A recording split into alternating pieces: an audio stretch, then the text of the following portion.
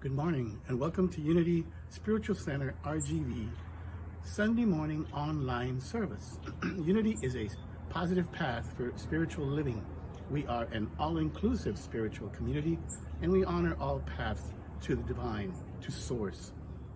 I'd like to welcome you here today, beginning with announcements that we don't have too many anymore. The classes are, the Monday class is finished. The Tuesday class, which is Let's Get Metaphysical, which I facilitate, is on Tuesday nights at 7 o'clock, and you can see the link on our website or in our newsletter. And then on the Wednesday night class is terminated as well. And on Thursday, there's an ARE meeting at 6:30, which is facilitated by Cindy. And then at 8 o'clock, there is the collaborative meditation. And the only other thing is that we still have books in the bookstore. If you want to come by on Thursdays about 10:30 or 11 and pick up something, you're certainly welcome to. Thank you. Let's begin this morning by lighting the candle of divine order. Mind.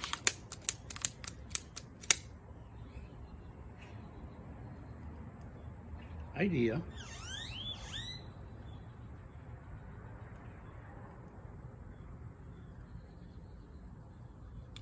And expression. Mind, idea, and expression. Sometimes expressing is a little bit difficult.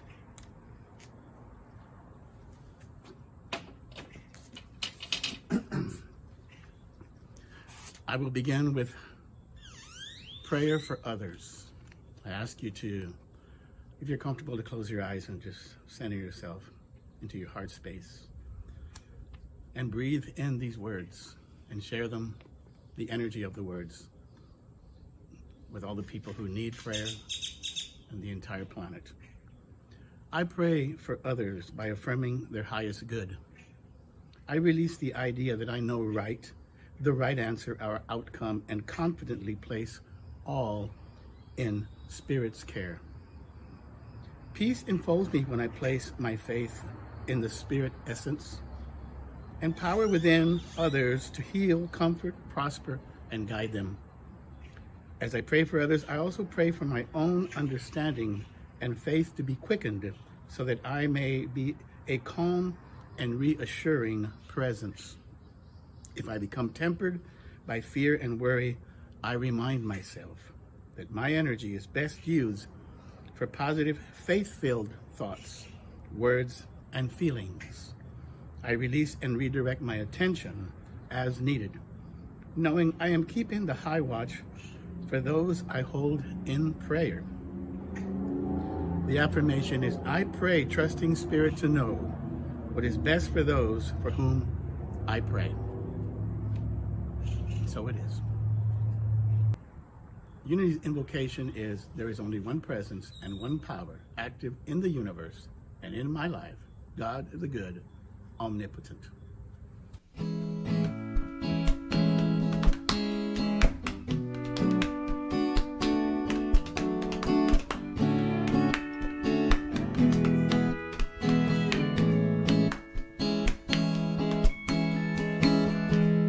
When I walk in the Spirit. I walk in the Holy Spirit. When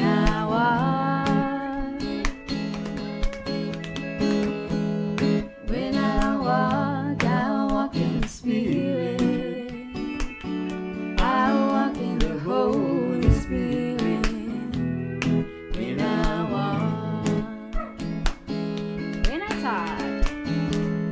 when I talk, I'm talking the Spirit.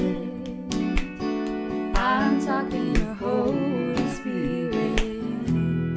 When I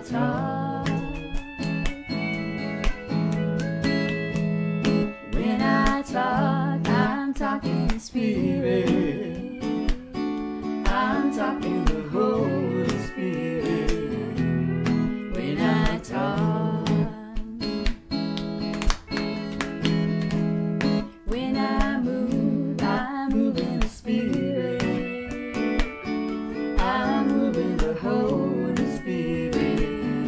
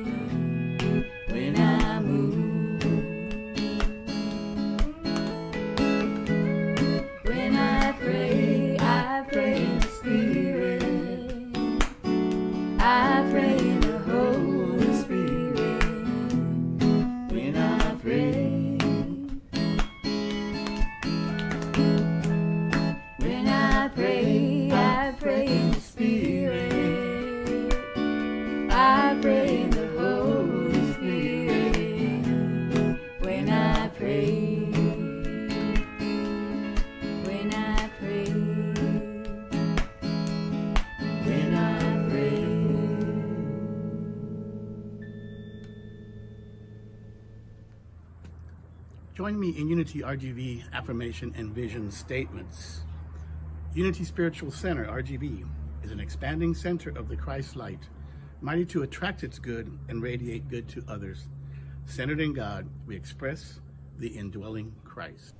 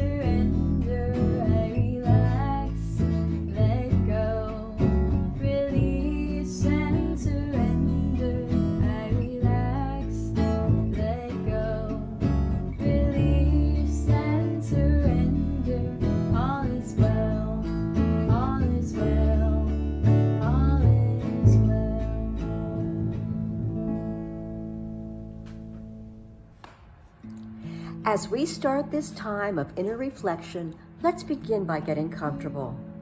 Remove all objects from your lap, place your feet on the floor, and sit up comfortably in your chair. Relax the muscles in your face, shoulders, arms, hands, and fingers. Feel your hips, legs, feet, and toes relax as well. Release any areas of tension you feel in your body. Take a deep, centering breath. Slowly inhale, gently hold for a few seconds, and then slowly exhale. Repeat a few times. Focus on your inhalation and exhalation as you continue to relax your body. Gently breathe in and out. Just relax and breathe naturally. You now feel the increased sense of relaxation to your body with every breath. Feel calmness and peace wash over you. Now let's center our attention to the daily word, which for today is steadfast. Our Bible verse is from Psalms chapter 139, verses 9 and 10. If I take the wings of the morning and settle at the farthest limits of the sea, even there your hand shall lead me, and your right hand shall hold me fast. Today's affirmation is, I am a steadfast spiritual seeker. Let's say that together one time, please. I am a steadfast spiritual speaker. Our message reads, no matter where I may be on my path, sometimes my spiritual life feels easy and sometimes it feels hard. There are times I enjoy new insights, blissful clarity, and peace. Other times I may struggle feeling stuck and directionless or even lonely on my walk with God. At times like these, I renew my commitment to my spiritual path. Although my attention may have wandered, the divine presence within me has always remained steadfast, as near as my next thought. Wherever I am in space, time, or consciousness, I discover the love, strength, and wisdom of God expressing through me. Now let's close our eyes and take these words and this affirmation into the silence.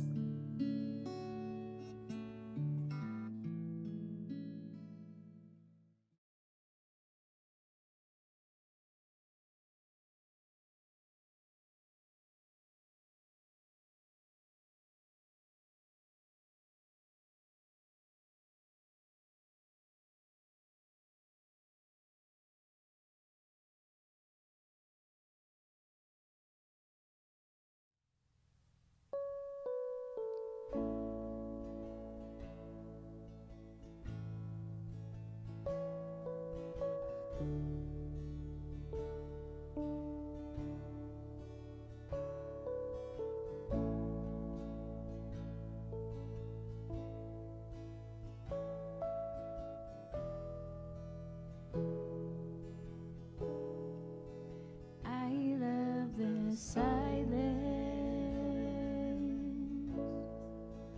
down in my soul. I love the silence down in my soul. I love the silence down in my soul, and the whole wide world is my home.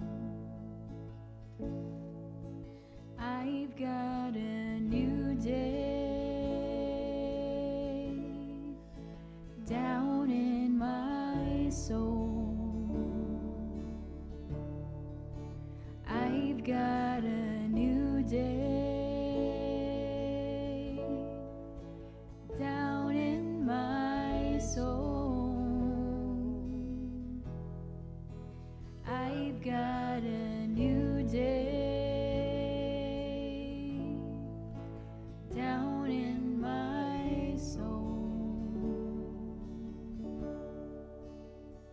and the whole wide world is my home.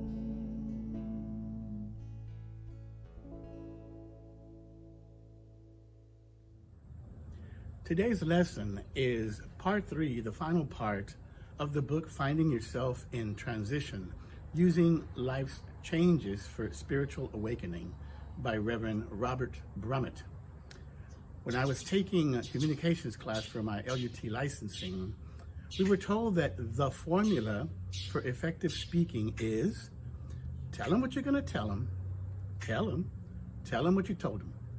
So with that in mind, before going on to the third section, let's briefly review the first 2 parts. Without a doubt, we are living in a time of transition, and it's pretty major. As I said before, it's not just the pandemic. We've got wildfires, hurricanes, extreme political polarity, civil unrest, economic challenge for many families. The list goes on and on. As the song says, for the times they are a-changing. In fact, that is exactly how the book begins, by reminding us that change is the only constant in the universe. The book has 2 overall objectives. The first is to offer an alternative model for dealing with life's transitions. And the second is to discover that a major transition is an opportunity for transformation, a transformation into an entirely new life, a spiritual rebirth. Throughout the book, the two occurring themes are change and how can we use that change as an opportunity for growth. Change is continual, but the reasons for it can vary. Some are within our control and some are not. Some we choose, and some are the result of things just running their course, natural cycles, or as the scripture says, for everything there is a season. Then there are those experiences where change is kind of thrust at us, just tossed at us by the very nature of being in a universe that's ever changing. The pandemic is such a case. The book is divided into 3 sections. Part 1 discusses the general nature of change. Some of the key points from that section were, it reminded us that in the Chinese language, the word crisis comes from combining 2 words, danger and opportunity. It reminded us that every change is a dying of an old and a rebirth into a new, and into a new way of doing things or seeing things or being. It reminded us of the difference between using a mechanical versus a natural approach towards that period of transition. Whereas a natural approach would be more turning inward and using inner guidance as your steering column. The first section also reminds us that pain often is a sign that a new level of understanding is breaking through. He quoted Gibran to make this point. Gibran writes, "Pain is the breaking of the shell that encloses your understanding." Lao Tzu wrote, "New beginnings are often disguised as painful endings." Moving on to part 2, the book says that it looks at the individual components of the transition process and parallels them with the biblical story of the Exodus. Now, what does that mean? Let me talk about that for a moment, because the Exodus story represents an example of what I just said is change due to a natural cycle or things just running their course. We've seen it recently in the retail merchandising world with the closing of these giants, Montgomery Ward, and now Sears is on that edge, JCPenney's, long established enterprises that have just run their course. So this is what happened to the Israelites. You see, before they went to Egypt in the first place, they had their own land, and they were doing very well for a very long time, until they didn't. A famine came over the land, it says. And what do we have? A crisis. But then they heard about the abundance in Egypt. What do we have? An opportunity. So they went. Once again, things worked out very well for a very long time, until they didn't. A new Pharaoh came along, got into power, and decided that Israelites should be their slaves.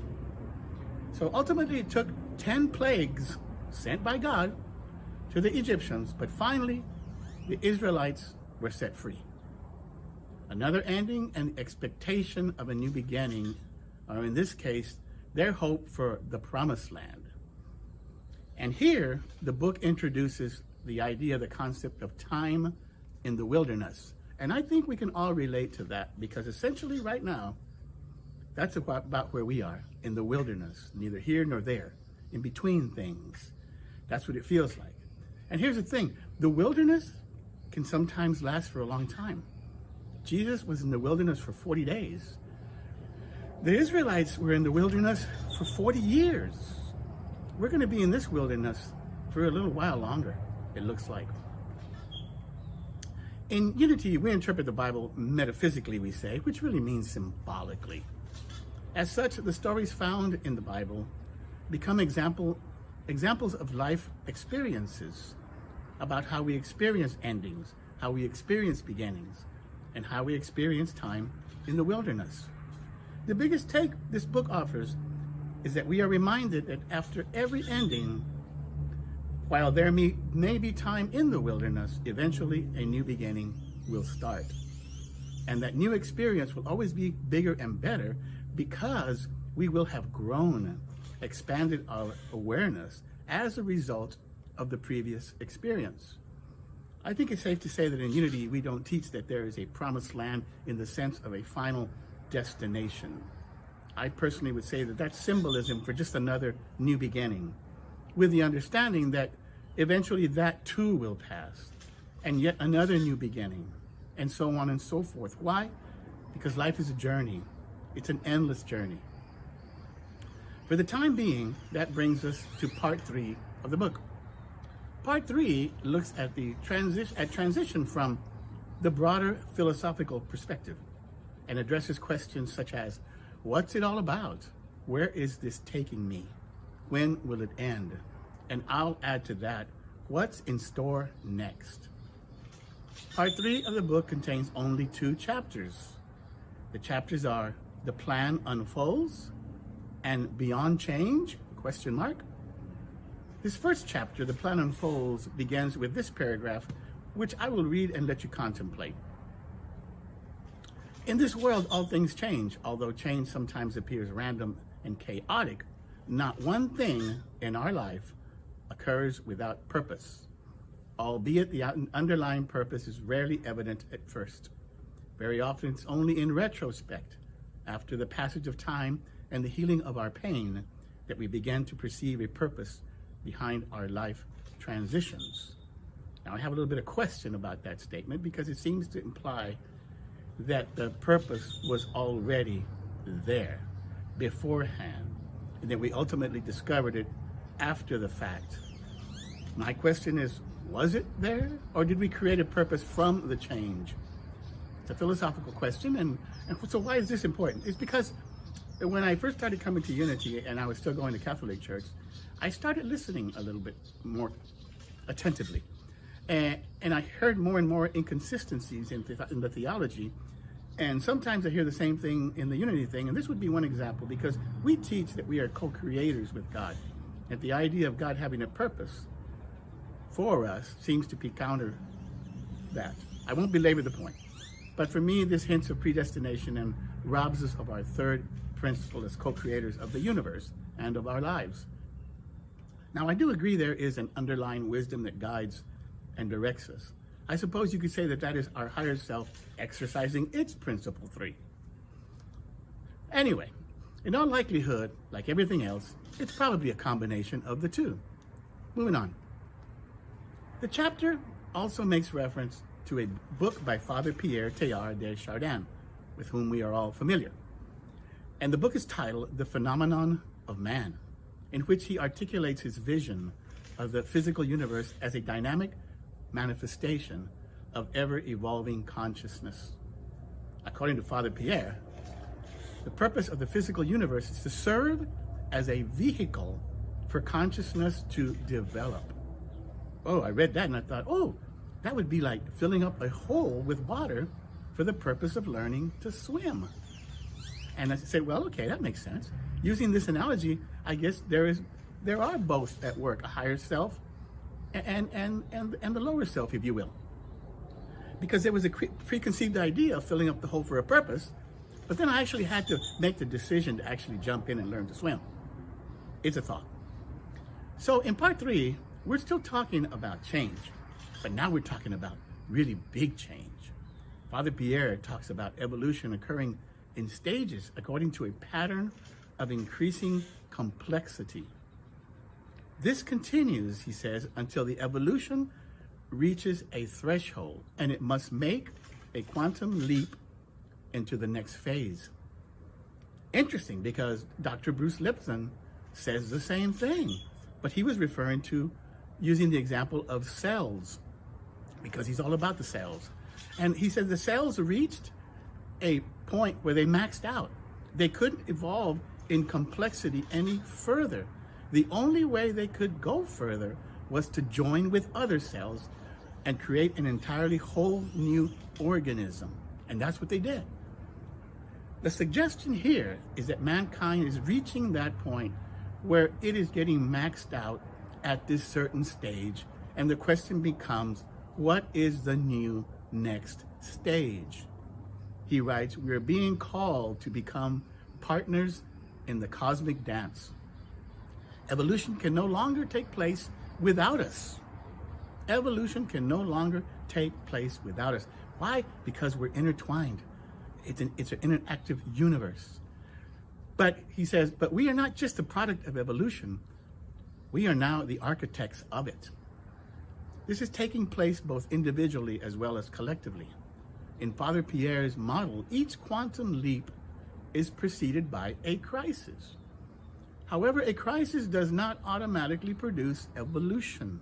There is another factor missing that needs to be part of the equation, and that is mindful awareness. And it seems to me that that is a part that was previously missing and that is now filling in the gaps.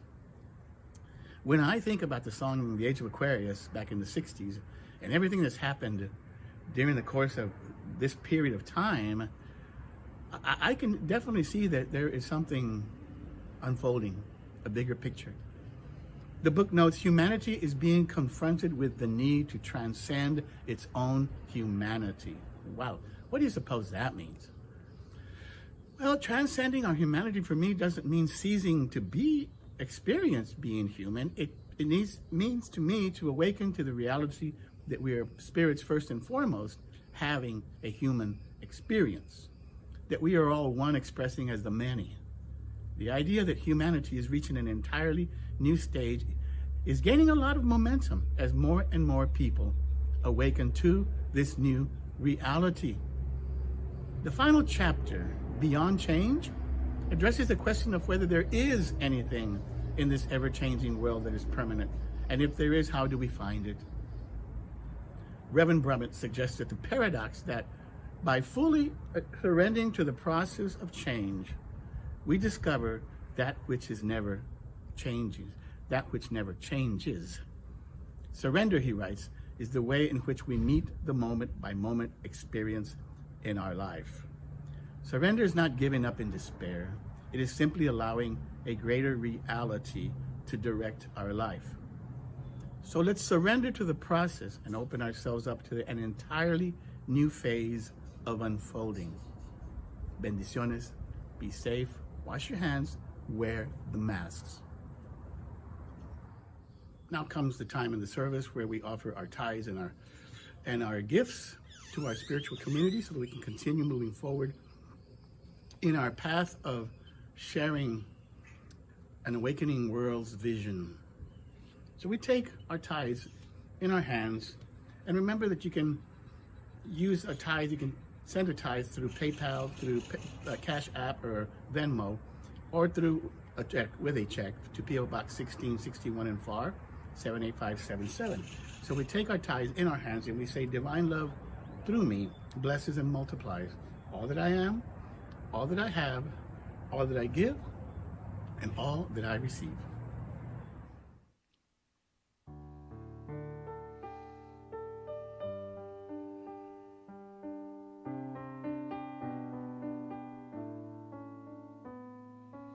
Everything I see, everything I do is blessed by your hand, God. I'll give it back to you. Everything I give, every thought that's true is magnified in kind, God. I'll give it back to you.